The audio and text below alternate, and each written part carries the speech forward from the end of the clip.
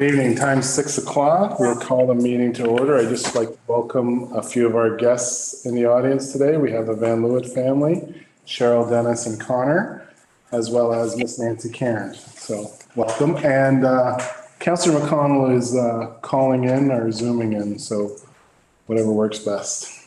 Welcome. Next item is approval of the agenda. Motion reads that the agenda for the council meeting of Tuesday, September 5th, 2023 be approved as presented. Can I get a mover and a seconder? Councillor Young, Councillor Lockett. Any discussion? All in favor? Thank you. Carried. Item 3 is declaration of interest. Are there any declarations of interest tonight? Councillor McConnell? No. Okay, thank you. Okay, good news item is item 4.1. We have a scroll presentation tonight for Connor Van Leeuwen. So Connor was a 2023 Baseball Ontario U22 AA champion. So with the Seaway Surge. So on behalf of the town of Prescott, we'd like to congratulate you. We have a scroll. So if you'd like to come up and we'll do, council will do a picture.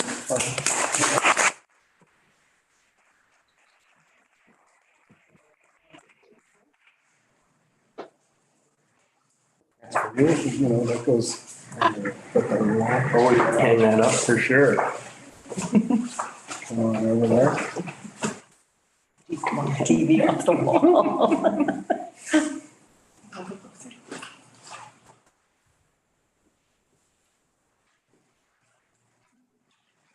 Thank you. Do you want to say a few words? Okay. Thank you. Thank you. Thank you, man. Thank you. Thank you. Connor was also our first person to drop the puck at or get the puck dropped on. Yes. Wayne Chartrand dropped the puck between you and Gavin Mapelder, right? I don't understand. The youngest and the oldest. I thought that was a Very good. New changers. The oldest at that age. yeah. Also fully understand that this meeting is titillating it, but you don't have to stay. It's a good time. Bye.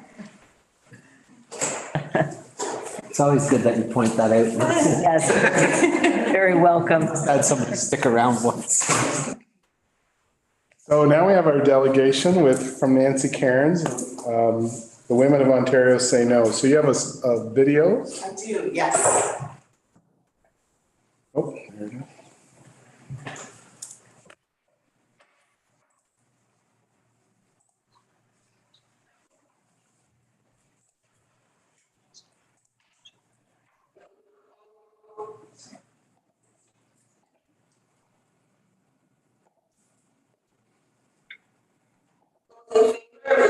Sorry, I'm just trying to get it.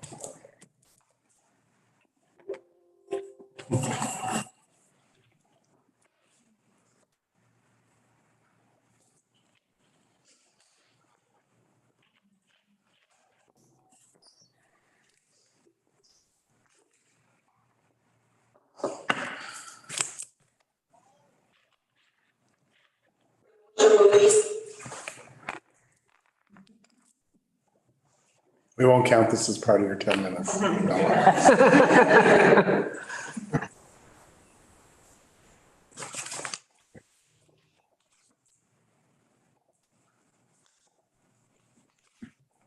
Say aye. All those opposed to the motion will please say nay. In my opinion, the nays have it.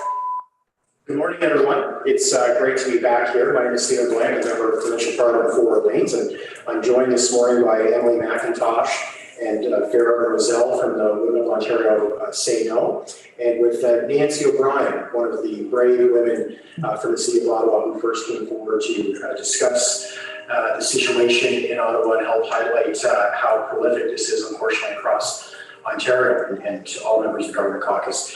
That I did not consider this to be a partisan issue, that if the government was prepared to introduce their own legislation that included the fundamentals of misconduct punishment, I would be not only supportive of that, but would be the biggest champion for that. Certainly women, female counselors specifically have stepped up hugely, which is not a surprise given that every woman that I know has actually experienced harassment in some form. Not to say that it's been exclusive. We've had a lot of support, and this is about future generations and what they will come to know as acceptable. All Bill 5 aims to do is address the gap in legislation whereby elected officials will be held accountable for substantiated egregious acts. This is no different than any other workplace in Ontario. It's hard to believe that this level of advocacy is required for something so fundamental. The government has the ability to expedite necessary laws, yet here we are. But this is just part of the current work culture in municipal politics. A survey conducted by the Ontario Municipal Administrators Association found that 77% of respondents reported harassment and bullying by elected officials, with 76% stating they had personally been at the receiving end of harassment by a member of council. And as a current City of Ottawa employee, let me tell you about my colleagues. They are brilliant, skilled, and passionate professionals who are devoted to the job that they do. They deserve a safe work environment free of harassment from their top bosses. There are so many specific examples of bullying and harassment of municipal staff across Ontario. A planner in Simcoe, a business innovation and entrepreneurship officer in Barrie, a city clerk in Northern Ontario, another city clerk, city manager, director of planning and building, director of parks and recreation in Sarnia. There's an entire 2022 report out of Brighton highlighting the bullying and harassment that Brighton staff have had to endure to put food on their tables. Here's the real injustice. In most of these cases, these incidents resulted in the victims of harassment either going on medical leave or resigning, and the abusers continue to enjoy their position of power with little recourse for their behavior. So thank you very much, and thank you for the opportunity to speak to this incredibly important issue today. I'd also like to thank each of you for your service to your communities. As a former political assistant out of Ottawa, I know firsthand the amazing work and sometimes the personal sacrifice involved in being a public servant. I'd like to start by making a couple of points very clear. This is not a partisan issue.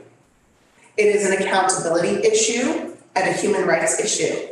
It's about bringing the Ontario Municipal Act up to the same standards as any other work environment.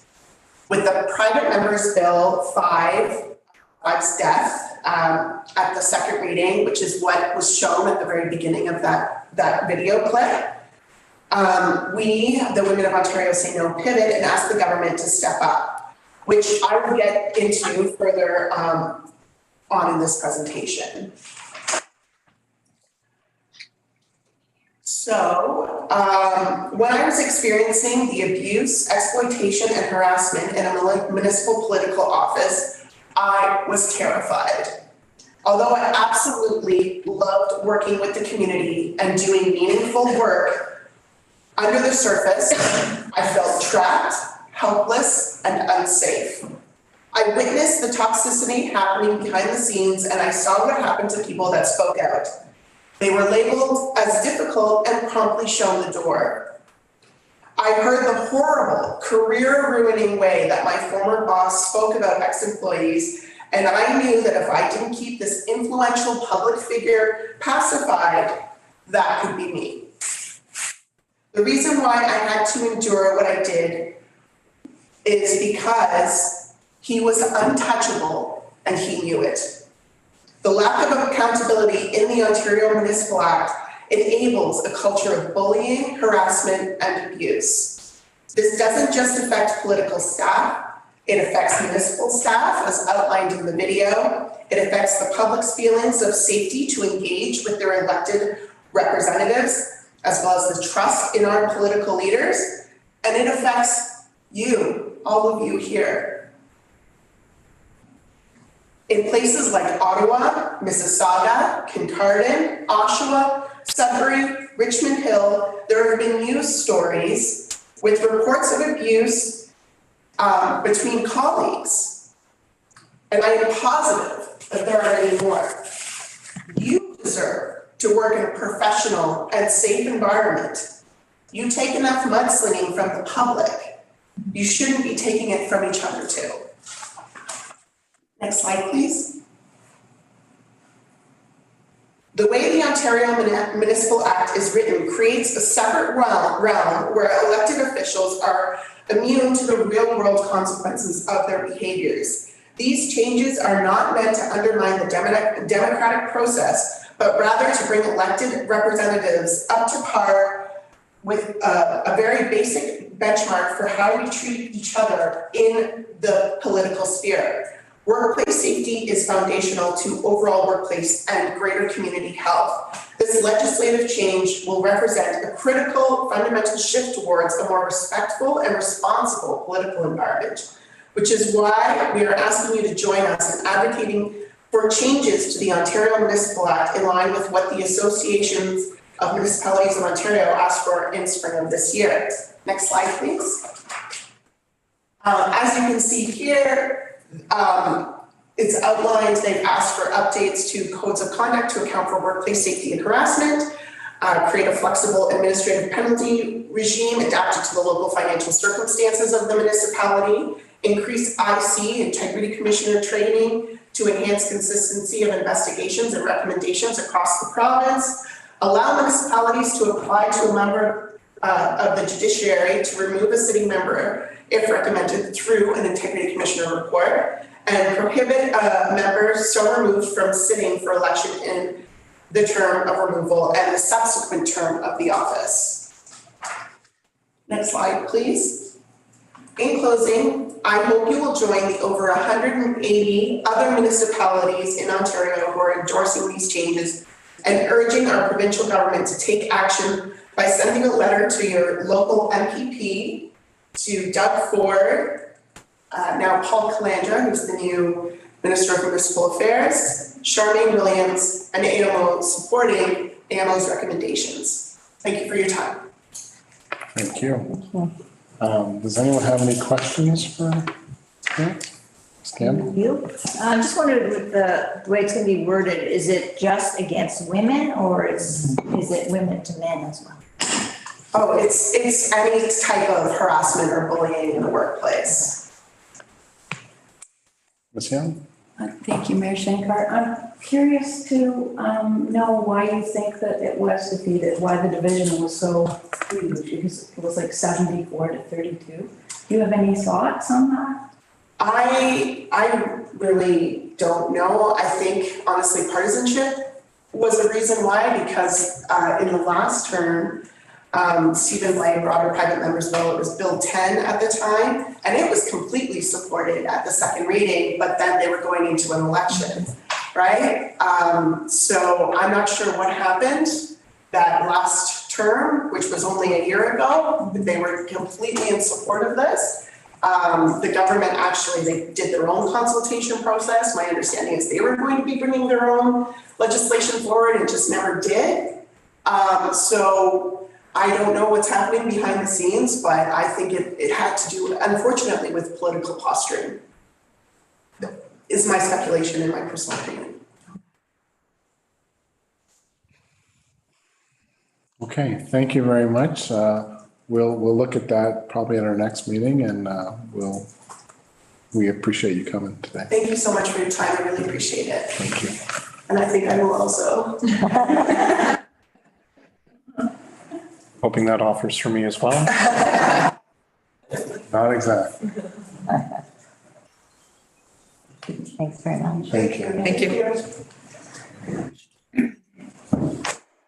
Okay, item 6 is a recommendation that the council minutes dated August 14th, 2023 be accepted as presented. Can I get a mover? Deputy Mayor Kirkby, Councillor Burton. Any questions? Nothing on there. All in favor?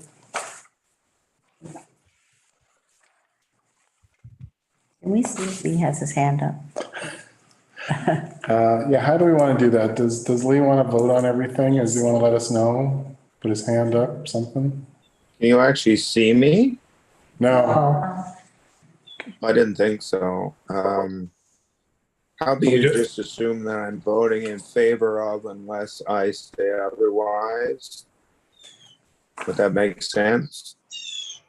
As long as you stay on the line. We know you're on the line, that's fine. Yeah. Okay, all in favor, then you're in favor? Not gonna say anything? Yes. Okay, carried. Item 7 is communications and petitions. There were 2 letters there. One from past Minister of Municipal Affairs and Housing, Steve Clark, and the other one from Minister of Finance, Peter Bethlin Falvey. Any questions on those letters? Deputy Mayor Kirkby? Yeah. So I was just reviewing them letters. It looks like that the town, will we have to apply for that funding, Matthew, or is that the one for the housing? Looks like one is a one-time and the other one is there's a pot of money there. So in terms of the one for the building faster fund, it's a total of $1.2 billion. It's split up into 3 years, so 400 million per year. There's 50 municipalities that have been assigned a target to achieve by 2031. So those 50 municipalities are eligible for the 1.08 billion. The 120 million, which is for the remainder, 394 municipalities, where we don't yet know exactly what that's going to look like. We assume there will be some type of report we'll need to put in, and if we're willing to commit to a certain number of new housing starts, that will be divvied up. But we have not received any particular information on that. Thank you. Anyone else? All right, we'll move on to the consent reports. Recommendation is that all items listed under the consent reports section of the agenda be accepted as presented. I'll get a mover and seconder and then we'll have discussion. Mover and seconder, Councillor Young, Councillor Campbell. Any discussion on that? It was the one from, through you. Yep. Mayor Shankar. I think there was one from Edwardsburg Cardinal. Am I in the wrong section here? No. I just wondered if we should pull that one out. It's resolution 220 on Edwardsburg Cardinal on developing a 5-year action plan to eliminate municipal operating subsidiary from, I believe it is Mapleview Lodge. Okay. We'll pull that one out. All right. Anyone else? So mindful that we'll take that one out. We'll call the question. All in favor? Carried. Thank you. Item 9 is committee reports. I don't believe there was any committee meetings since last meeting.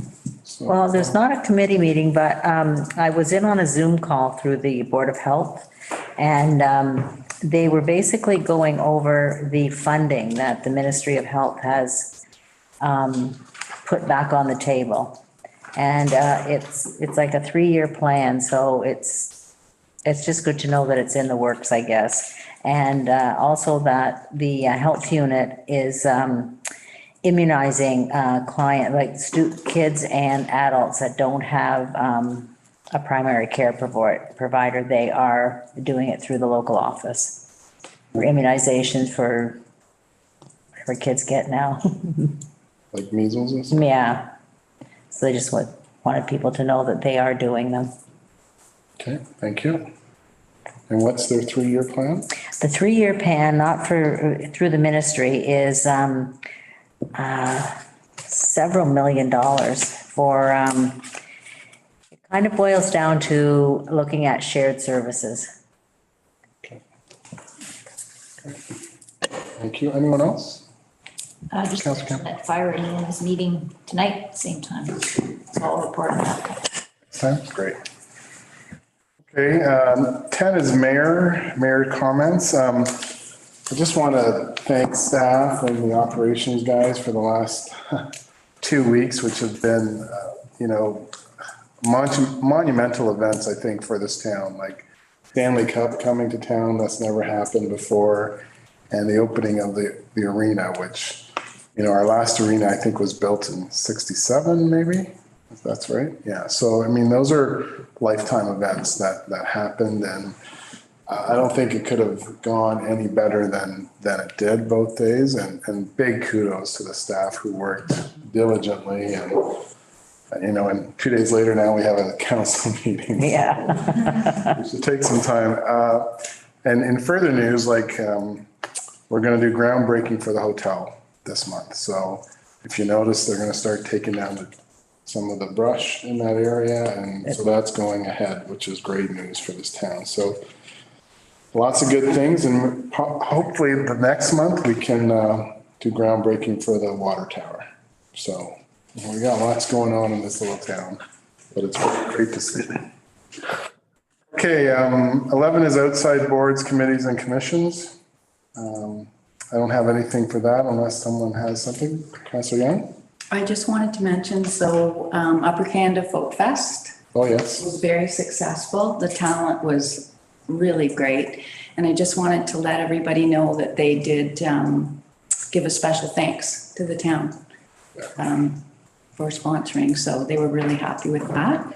And then also the last night of the Sunday night concerts, they also said a special thank you to the town of Prescott as well. So it was just nice to hear. Yeah, that's good to hear. Be nice to hear some numbers from the Sunday night concert series, how many people came, and do you have an idea of how many came to Folk Fest? Oh, for Folk Fest, probably around 70.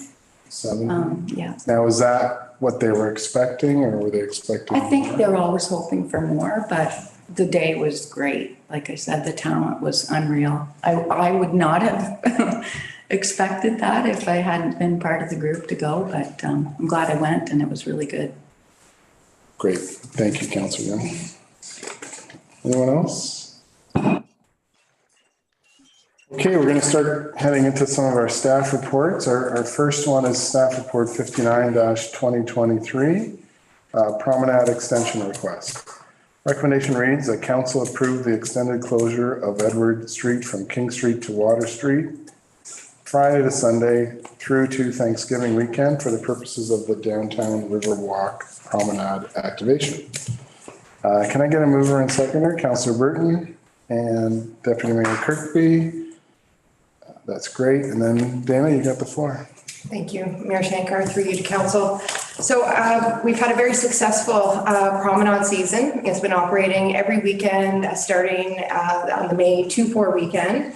It's gone off without any significant incident or impact to the business community, which was one of our biggest priorities, ensuring that there is no detrimental impact to businesses. In fact, any businesses that have been consulted so far have been unanimously in support and have witnessed significant traffic increases, foot traffic increases in the downtown, which they are attributing directly to things like the promenade and the street patios that are really just compelling people to slow down and stop and experience the downtown and all of the other waterfront and amazing assets that we have. So that's been a really positive summer, I think, so far. And something that we are in a position now is if the promenade, it was due basically to go to Labor Day weekend.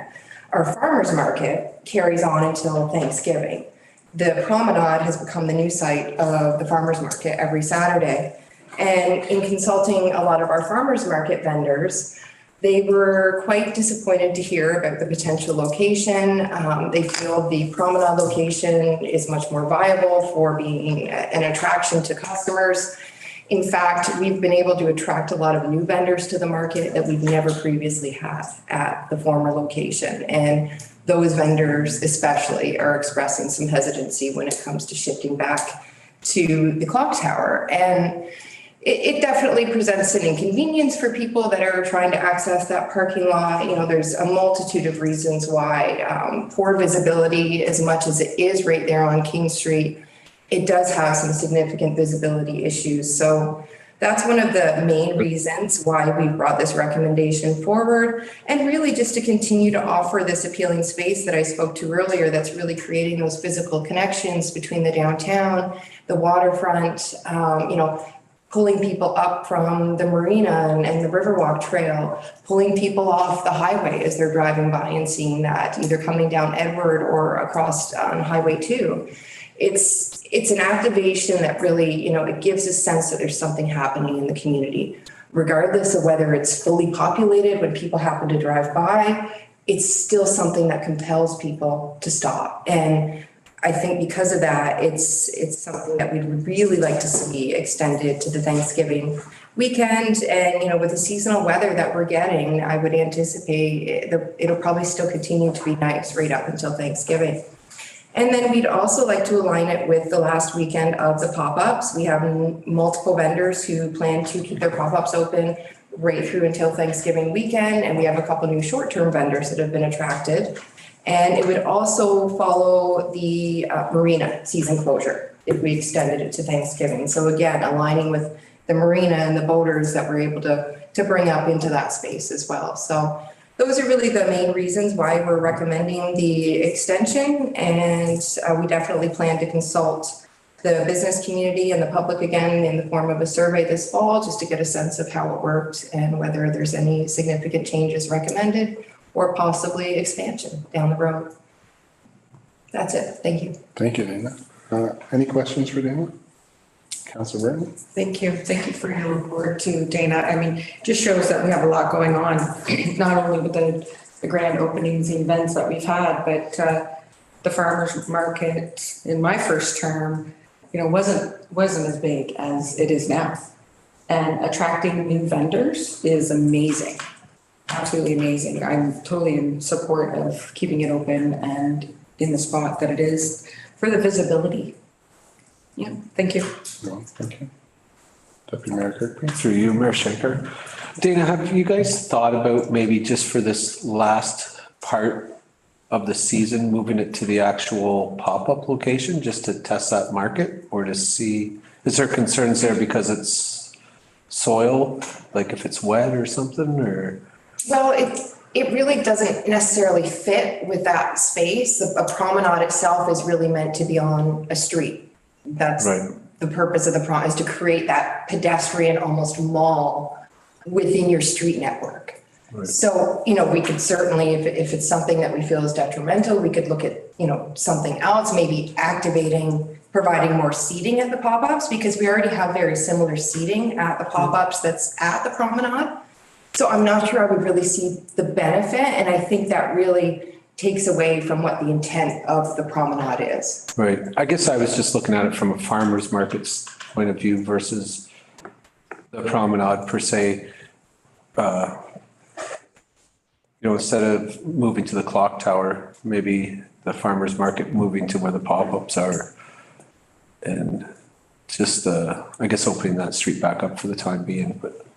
And we have, and that's something that others have certainly suggested as well, Councillor Kirkby. It's something that, you know, I think it certainly warrants further investigation. Yep. I think our hesitancy with that would be, again, we're trying to create these separate spaces where the farmers market is meant to be like that initial incubator for people coming in, entrepreneurs that are creating something or producing something.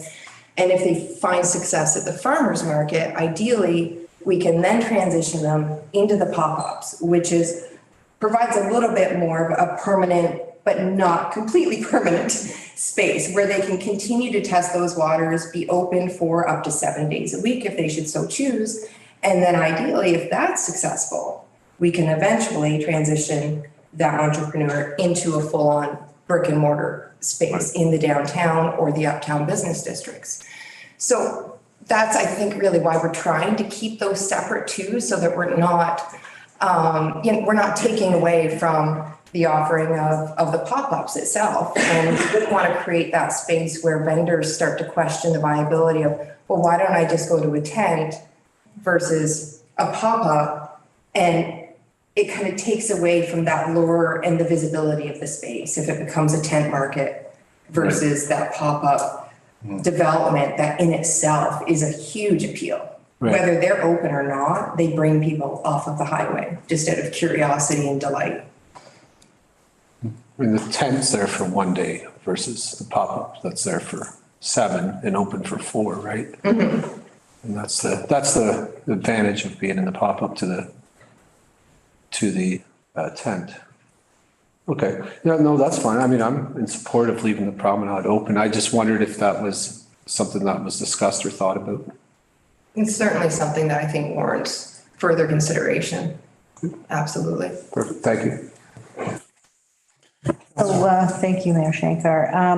Do we have any idea of the cost involved with keeping it open? And I'm thinking as we get into the fall, the staff's gonna have a lot of other things to do too, like they're probably gonna have to move those, it's gone from me, on the street. Parkettes. Yeah, parkettes. They're gonna have that to do. They're gonna have a lot of preparation for winter to do. Are they going to, like, what's the cost gonna be to have the staff on the weekends doing this? Thank you. Any idea? And I did note that, just touched on it briefly in my report. The cost is, it is during regular work hours. So operations comes down on Friday after lunch. Excuse me, they've got it down to a pretty fine art at this point. So they can set it up in about an hour and then they take it down on the Monday. So there's no overtime weekend requirement involved in the setup. I did consult the operations director first just to see if there was an appetite, just to give them a heads up that this was potentially coming. They were of the same mindset that they basically got this down to a routine. It's something that they can do relatively quickly. Didn't really see a lot of concerns with adding 4 additional weekends to it. The street patios are actually taken down and set up by the company that they were purchased from. So that's part of our agreement with them. They look after the setup and the tear down. We just need to provide for the storage of them at the operations site. Okay. So that does save them a little bit of time. And they did feel with the fall, it should be before the leaves start to fall too significantly. So the window should actually be pretty good to extend it. And we wouldn't anticipate any, overly significant cost, Matthew, unless I'm. Nope, I was going to say the exact same thing. So we try to align this through last thing on Friday, first thing on Monday morning. And so that way we don't incur any extra costs. Okay, thank you. Thank you. Okay, anyone else? If I may say, I think I've been every weekend down to the farmer's market and try and speak to almost every vendor, and they were really excited about another 4 weeks. And quite a few of them said the same thing to me, that if it's at the parking lot, they're not going to be there. And we've got a lot of new and exciting, vendors there. If I remember correctly, there was a guy that was making mats out of fisherman's rope. And he just loved coming down. And they all have nice stories to tell and very positive. I like the way everything lines up so that the pop-ups end, the marina ends, it all ends at the same time. So there's no confusion to the public, right? Like, oh, I thought this was still open. And I did talk to Bob Dixon, and he's down 6 students and 2 workers that have gone to the rink, but he says he can make it happen. So he's good with that. So I guess having said that, we'll call the question. All in favor? I assume he's in favor. Okay, carried. Thank you. Just a side note, I can attest to those mats made out of. Yeah, I did, and it works fantastic. It's our front door mat, and on the outside has held up fantastically. So highly recommend. Cool. Yeah, those are cool. All right, thank you. Next is another staff report, 60/20/23. Environics, is that said right? Resident/visitor analytics initiative. This report is for information only, so our ACDev officer, Dana, you got the floor. Thank you again, through you, Mayor Shankar, Council.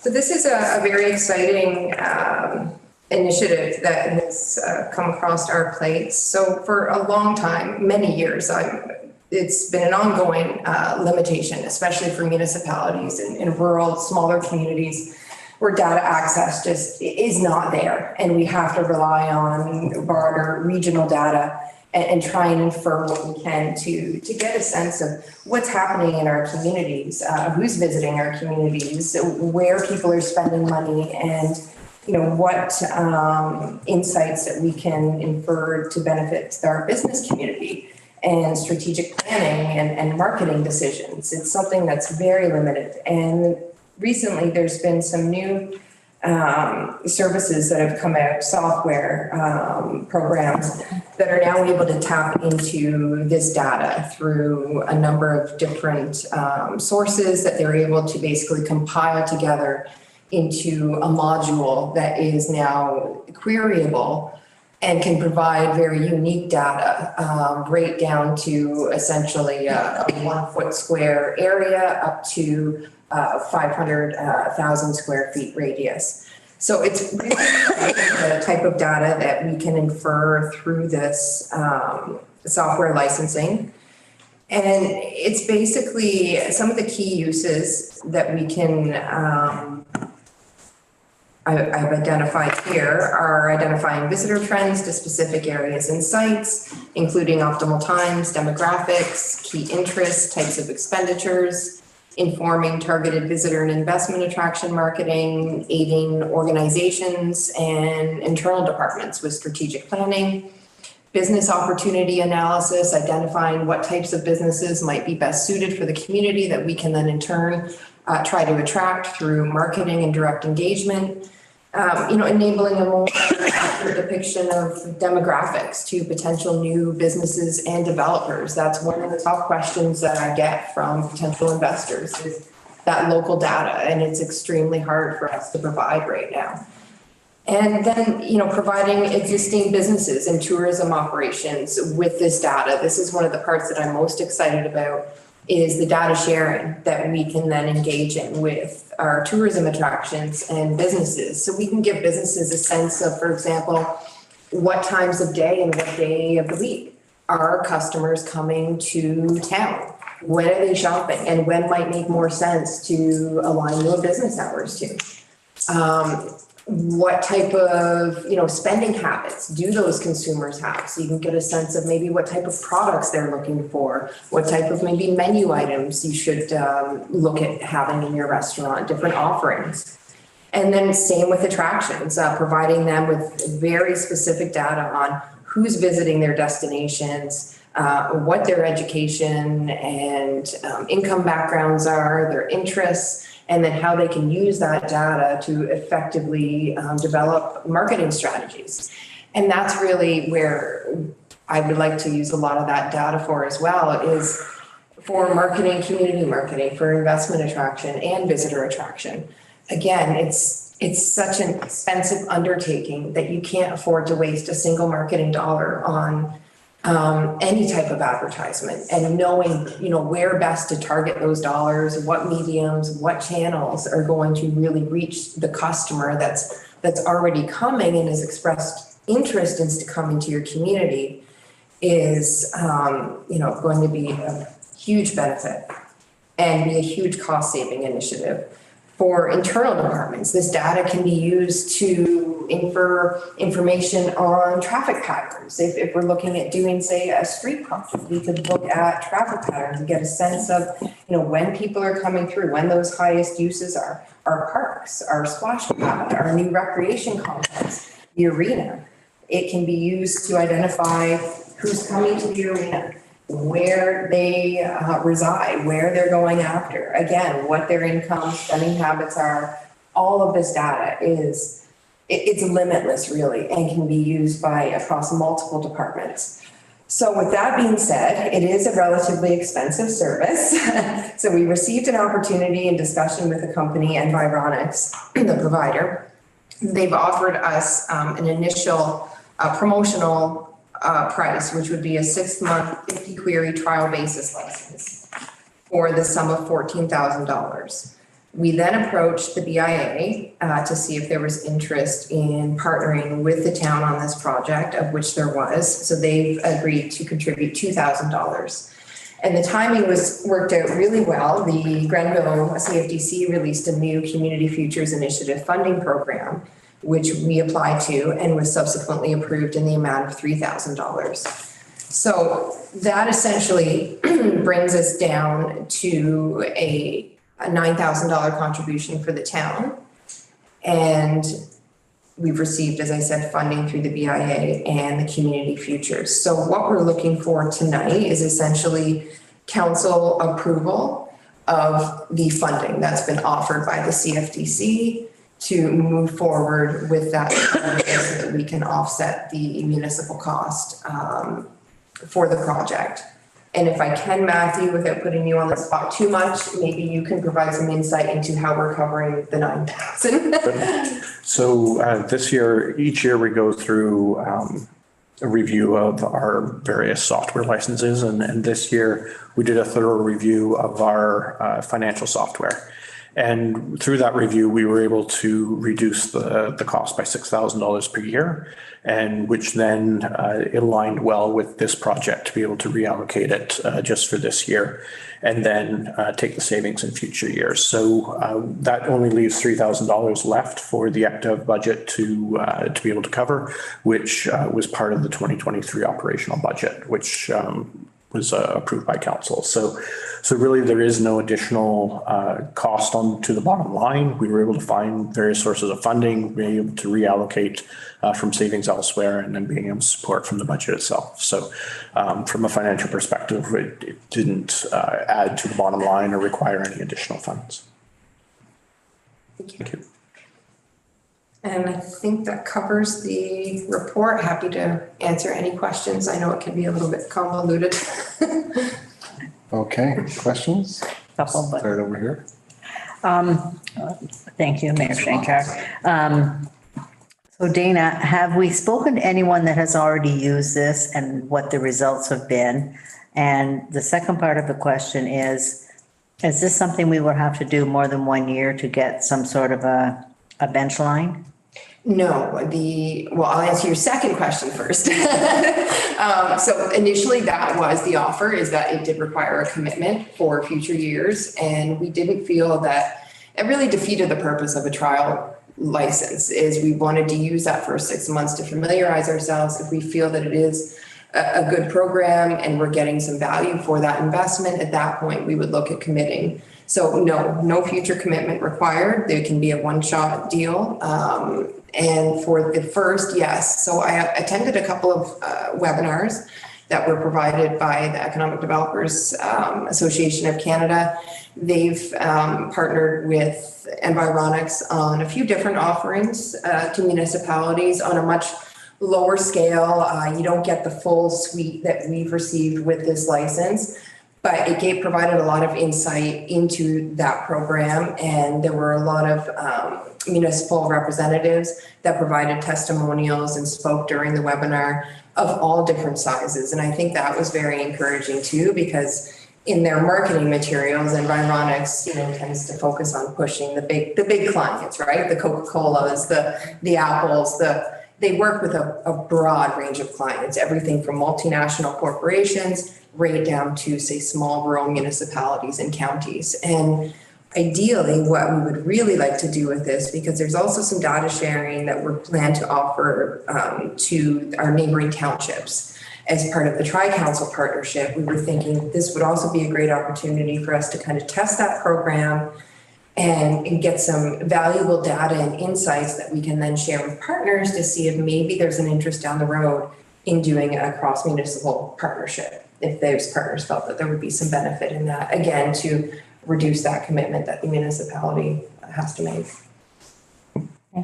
So I think one of the examples, hopefully I have this correctly, but if we wanted to compare what the traffic level was for the farmer's market on a Saturday in July, at where it was at the clock tower in 2022 versus where it was in 2023 on the exact same weekend, we can pull that type of data. So it doesn't, we don't have to look forward, we can look a few years and be able to say, you know, who is coming to our July 1st celebrations and for Canada Day and things like that. So we can get a good understanding, as well as just, you know, what does an average Friday look like? What is the traffic pattern throughout the entire day and things like that. And that way we can start to be able to target, you know, when do we want to do certain events, who's coming, who are we getting well saturated in terms of the target audience, and who do we need to try and get more advertising in front of. So I think, you know, from my perspective, it provides us with a lot of intelligent data to be able to say, where should we be spending our money to be able to attract, you know, the people that we want to come to our events and to our town. So. And to Matthew's point, thank you for that. The data goes back to 2019. So that is pre-pandemic. So we can get a really good sense of, coming out of the pandemic, what type of increases that we're seeing and what type of results that we're seeing from things like the promenade, like doing that comparison from, say, 2021 to 2023, and the amount of attendees that we're actually getting coming through the market, and just the downtown as a whole, the amount of visitation. The uptown, same. We can, you know, make those same queries and make those calculations. So it's really limitless. The only thing limited is by our own imaginations in how to, you know, make this query, this system work to our greatest advantage. Thank you, Mayor Shankar. Dana, how is the data collected? How do they have data from 2019, if you don't mind explaining that? I would not want to attempt to provide that technical, but I could certainly provide council with an after summary. Yep.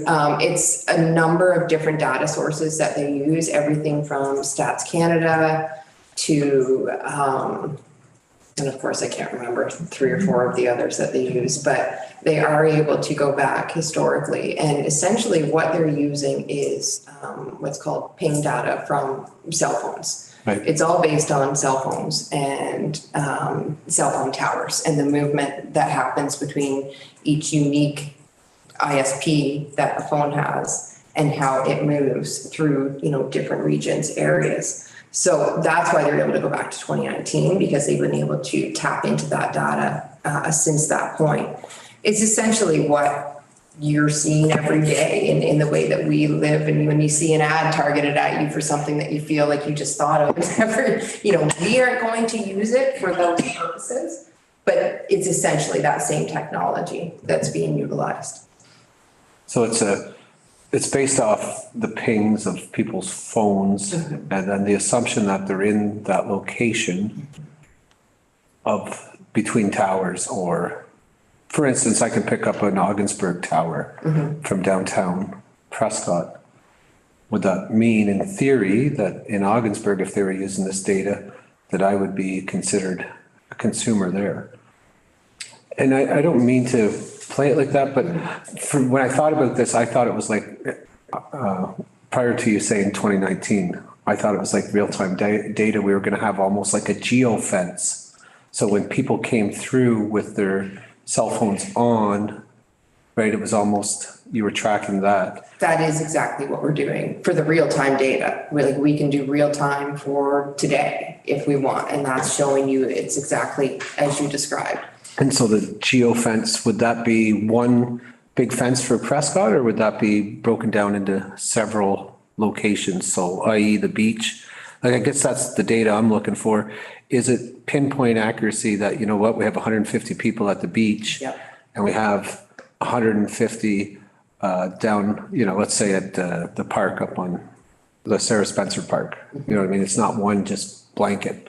No. Geofence. So you can go from a square foot up to 500,000 square feet, which covers about 25% of the town. Right. Just to give you that perspective, that difference in, so we could go right to, say, the splash pad if we wanted to get a sense of the splash pad users. Kelly's Beach, we could even do different areas in Centennial Park to get a sense of what areas of that park are being used most. Right. What areas of other properties or parks are being used most. You know, if you're considering where to locate a certain development or a new playground or you can get a better sense of that. And you can do the same thing in multiple areas for the same time period. So if we wanted to say how many people were visiting the promenade at the same time as visiting, say, Kelly's Beach or Centennial Park, then you can absolutely run it that way. So would that be something that economic development takes on, is the setting up of them fences or them areas for different events, i.e. Folk Fest, we want to know where people are coming from. I would imagine you would put that tight there for that weekend and stuff like that, right? And we would have we have, quite a long list already of queries that we had planned to run, certainly all visitation for all attractions and events, as well as a comparator. And that's where I talk about the data sharing, for example. So that would be shared with Folk Fest. That will be shared with Shakespeare. All of those events that are coming in, the Fort Wellington, we would be running the same query and providing them with that data. And that's why we're so excited about, that ability to be able to share with the community partners. And also we'll be consulting partners and the business community, the BIA, other departments as well, so that we can because there are so we have to be very strategic in what we do. So essentially, yes, it would be managed by and tourism, but in consultation with all departments and a lot of these outside agencies to at least confirm that we're getting the biggest bang for our buck, so to speak. So I guess on that note, I'm just thinking here, a couple things, right? One, you mentioned Fort Wellington. Would we offer them that data or would we sell them that data? Because you know what, that is expensive data, right? And I'm surprised that they wouldn't have something running there already through bank cards or cell phones. But, that data is expensive data. It is good data, right? I guess in the other part, that's my question there. The other part is, I know you said a lot of what you're going to do with that data, but right now, let's say our biggest crowd is coming from Ottawa. Are we going to advertise, say, on Ottawa radio about what's going on? Are we going to advertise in the paper up there or in the TV? I mean, we have drawn a big crowd from outside of Prescott. I'm not aware of any kind of outside advertising we're doing, other than local radios like Brockville, per se.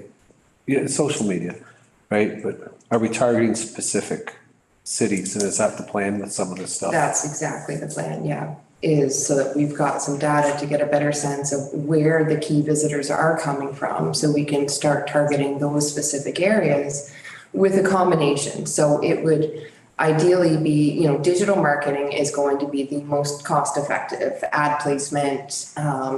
That would be our number one probably marketing medium, followed by potentially radio and print. A lot of print might be in the more specialty publications, but then as we can start inferring that data, we can get a sense of, okay, what are those key publications? Maybe it doesn't make sense to be just posting ads in a newspaper, for example, or a generic magazine. Maybe we need to start being more targeted based on the interests and the activities of those people who are coming. So it really is, but that's why we really haven't been able to engage in a lot of that regional or not global, but national marketing to date, because it is such an expensive and unknown undertaking, right? That you don't just want to be throwing and hoping things are going to stick, right? And be playing a guessing game. No marketer wants to do that, especially when we're working with such a limited budget. So that's really why we felt this investment will give us that data so that we can start making informed decisions with the limited marketing budgets that we have. And when it comes to sharing with outside agencies, we would be running queries that are going to provide us economic development and tourism with the information that we're looking for, and offer to share that with, those agencies that would also benefit, but also saying, if you want to dive deeper here, that's when we would talk about maybe a paid service. That it wouldn't all just be a limitless thing, right? That they can start asking us to make queries left, right, and center, right? Right. So yeah, it would certainly be managed, have to be managed effectively. Matthew, did you have something to add there? And so I think all of that is, once we have the data, then we can better understand how to use it, how we target, and then be able to come back to council and say, this is what our marketing plan looks like for this going forward. So we get during 6 months, we have up to 50 queries. 50 queries, yeah. So 50, and we're gonna, those are gonna be important, right? Very, yes. Okay. Councillor Campbell? So just that advertising example, you're gonna put an ad on a radio station in Ottawa and also in the Ottawa Citizen.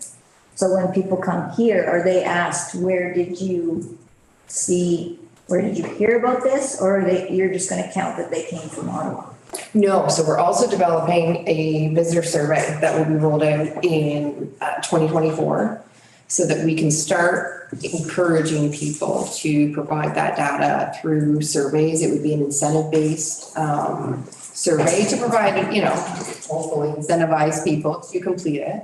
So we would have that available. It would be QR codes that would be displayed at all of our different attractions, at the visitor center, at different events, encouraging people to complete the survey for, the potential of a prize. And it would have a lot of those key questions in there. Like, how did you hear about Prescott? Where did you come from? Where are you visiting next? What interests you? And then we can start actually comparing that survey data with the Environics data that we're getting too, to again, get a much better picture of who those visitors are and if the ones coming are matching what we're seeing with Environics. Okay, so we wouldn't get that specific information through this? Through this, we'll get unique data on, yes, every single visitor who has location services turned on their phone that comes into this community, into that query area, we get the data on. But then we would also potentially get double data once we have surveys out there. Once they're coming, they would ideally also complete a survey. Right, but you wouldn't get whether the Ottawa person came because they saw an ad in print or on. That's how we get that data through surveys, hopefully. And my other question was, is this the only show in town? Are there other companies that do this? Environics would be one of the leaders. We did look at a couple other companies. Local Intel is another company that offers similar services.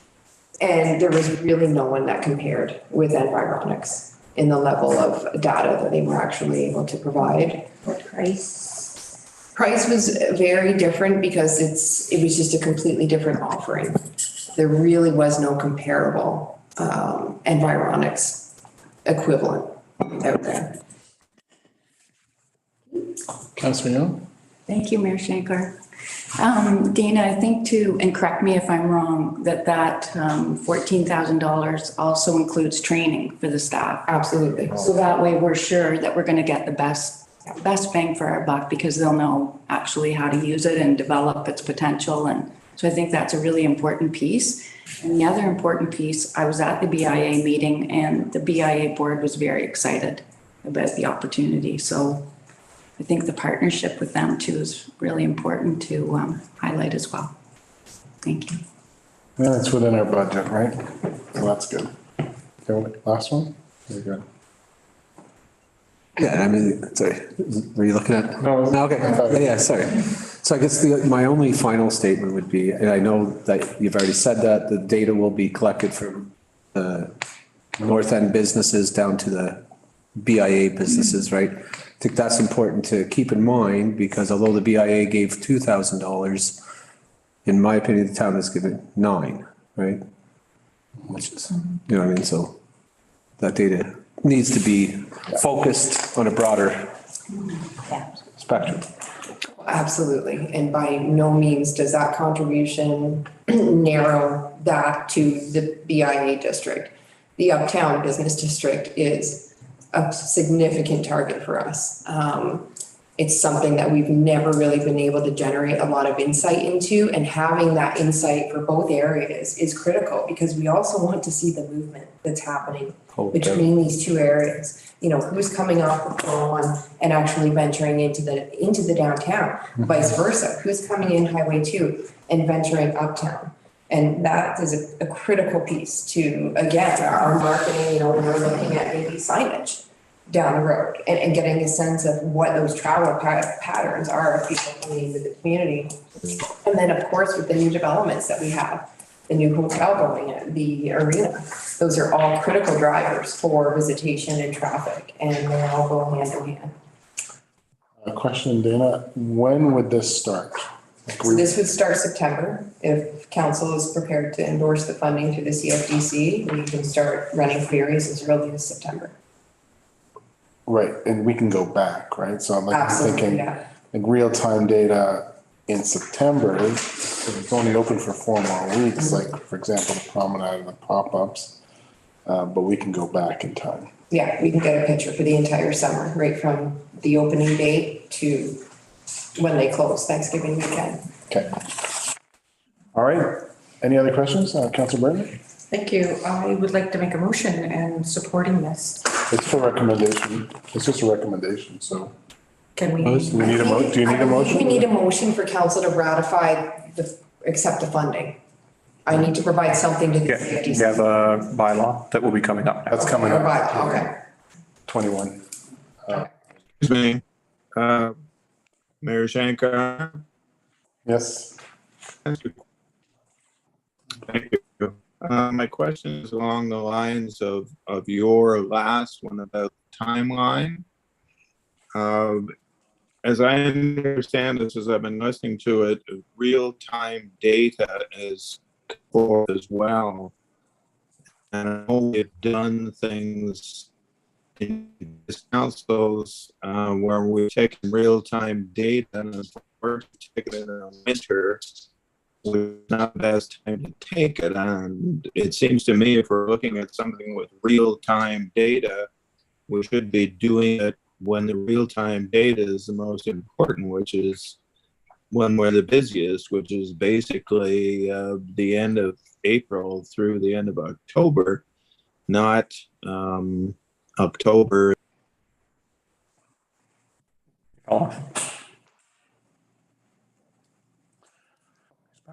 Understand that question? So this essentially is if we're doing real-time data, but if we're gonna go back to analyze what we've got, what we've had, then, you know, waiting till next year, we won't get the data, the info till the following year, right? That's what you're saying. And we can, and that is essentially real, I think there's some confusion maybe about real time. Right. And maybe, misconception of what that, we're getting real time data. Mm-hmm. For exactly what happened from May to, back to 2019. That it's not inferred, that is the actual of what happened. And I mean, we can query from 2019 till today. Yes. Right? Yeah. And get all that information in each query. Yes, which is. So we're getting real-time data, Lee, up until today. Right back to 2019. So we can do the analysis that way. And carry it too. And for the full 6-month license, basically. So we could continue to run current queries right up until January. Until March, yes. Councillor Campbell? When would your training take place? Would happen September. And it's ongoing too. So you participate in a couple of initial training sessions that they offer, and then you have up to 25 hours of just as needed inquiry. So whether you have an question about a query that maybe we want to run and we want to make sure that we're getting the best data, then we can just put it to them as a question. They put their people on it and they come back with a recommendation of, you should recommend this query with these parameters to pull this data that you're looking for. So you're not completely on your own. You're going to have their assistance, and I really wouldn't anticipate needing any more than 25 hours. So it would be like the end of September. We're already into September, so. I would be starting training next week if council's prepared to endorse this, so. Okay. Anything further, Lee? No, ask and answer, thank you. All right. Okay, we're gonna move on then. Next, there's two bylaws. The second one refers to what we just talked about, but I'll go in order. The first one is 14.1 is a bylaw to amend the sale of a surplus land located north of CN Rail, Churchill Road bylaw. Okay. So the motion reads that bylaw 36-2023 being a bylaw to amend bylaw 44-2022, being a bylaw to authorize the sale of approximately 14.75 acres of land, legally known as Plan 36, Part 1, Parcel 1, and Plan 36, PT, Parcel 1RP, 15R8332, Part 2, and Plan 19, PT, Lot C, PT Pearson Terrace, PL 36, line W of PR 161267. Wow. And Plan 36 Lot E. Who names these things, Sean? Jeez. Being all of PINS 68157-0105 LT and 68157-0095 LT and 68157-0072R, Prescott, Ontario, by the Corporation of the Town of Prescott to Madison Mulder Enterprises, be read and passed, signed by the mayor and clerk, and sealed by the seal of the corporation. Please don't ask me to read that again. May I have a mover and a seconder? Councillor Young, Councillor Burton. Any discussion on that? Oh, Matthew? So long story short, this is enabling, the total parcel is 14.75 acres. There's a small parcel right on Churchill between two developed properties that they wish to move forward with now. And so this is just enabling them to buy that one now. They'll continue working on their due diligence for the other 14 acres, which they hope to have done by January 31st. And then even if they don't move forward with it, we have sold this lot and they're able to move forward on their development with it. Deputy Mayor Kirkby. Through you, Mayor Shankar. Matthew, I know I sent an email about this and you did a very, very good job to describe where the land is. I guess my question is, we had a buyback clause with a commercial company, didn't meet the guidelines, right? Or whatever, we have them clauses. Do we have them same kind of clauses with these kind of lands? Absolutely. So in this case, they have to meet a certain number of foundations in the ground by a certain date. Otherwise, it's a buyback situation. Perfect. Thank you very much, Matthew. Any other questions? All in favor? Carried, thank you. Okay, I think I got it now. 14.2 is a funding agreement bylaw with Grenville CDFC. Motion reads that bylaw 37-2023 being a bylaw to enter into a contribution agreement with Grenville CFBC and the Corporation of the Town of Prescott be read and passed, signed by the mayor and clerk, and sealed by the seal of the corporation. Mover and seconder, please. Councillor Young, Councillor Campbell. Any discussion on this? I think we already had that. All in favor? Carried, thank you. Okay. 15 is new business. So 15.1 was the Town of Bradford, West Gwillimbury resolution of support RE right to repair movement. That was brought forward by Deputy Mayor Kirkby.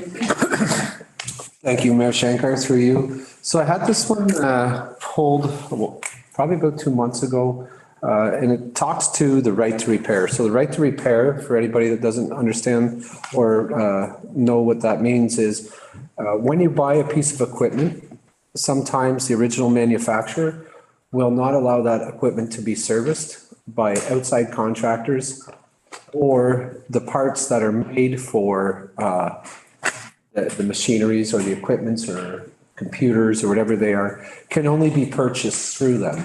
So there's a belief that some of these companies kind of create a monopoly on the market. And it can be, you know, if you look at some of them will actually void your warranty if you were to step outside of them.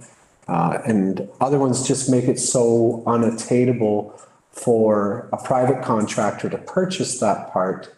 The price would be double, let's say, for the private contractor than the actual corporation to buy the part.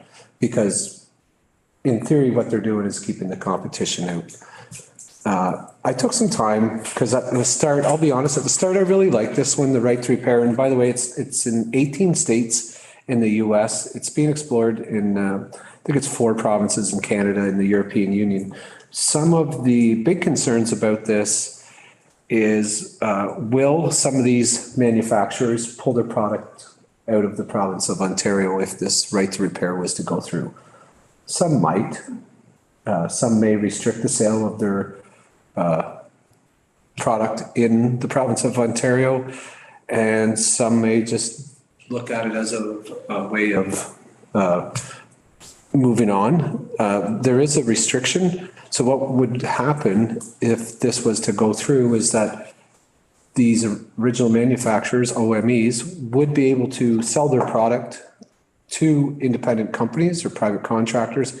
They'd still be able to mark it up higher, but the limit would be much lower. So I actually took a while to look at this one, and to be honest, I pulled it out, and I'm not sure I'm in favor of supporting it. And, that's just what it is. And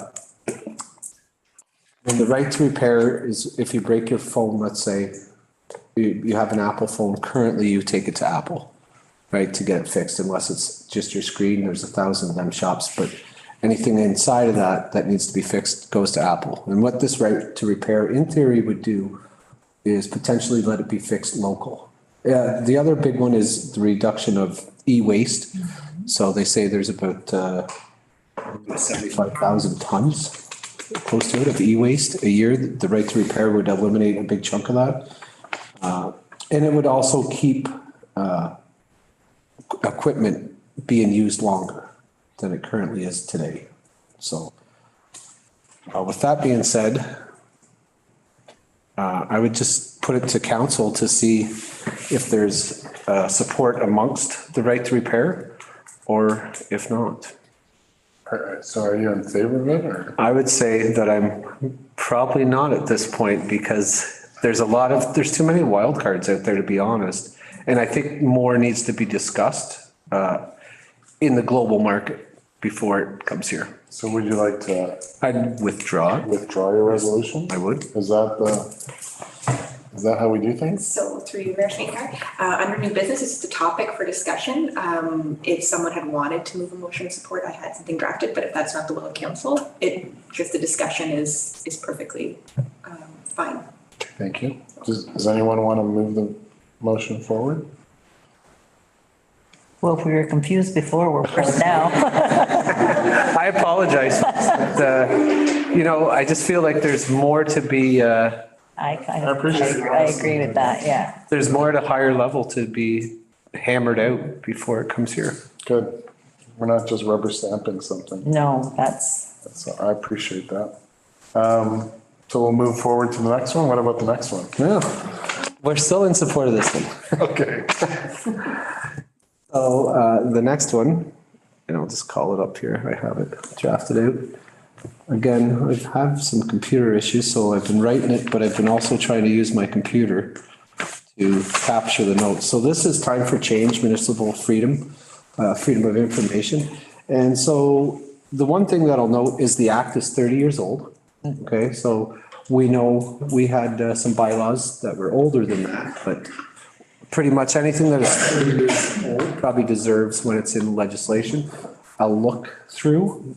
Some of their fees, they've had the same fees pretty much for the last 30 years, which is typically 20 cents per photocopy, which is still not bad, believe it or not, in the market. It's 18 cents at Staples for black and white. So I did some research on this.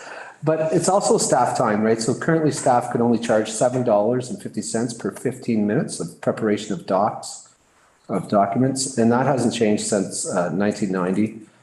Some of this municipal freedom of action also would put some onus on people that are looking for free information to form litigation against towns and townships and corporations. I think it's definitely worth being looked at the provincial level, and coming back to the municipal act. So, I mean, I think really what the big one for me is it's 30 years old and the prices haven't changed since 1990. And when I started Googling it, there's a lot of places that are a little bit higher on the charge out scale than where the Ontario Municipal Act is. Any questions for Deputy Mayor Kirkby? Seeing none, you might have a motion drafted? I do, through you, Mayor Schenker. So I have a draft motion here that reads, the Council of the Corporation of the Town of Prescott support the resolution of the Council of the Municipality of Chatham-Kent regarding time for change, Municipal Freedom of Information and Protection of Privacy Act.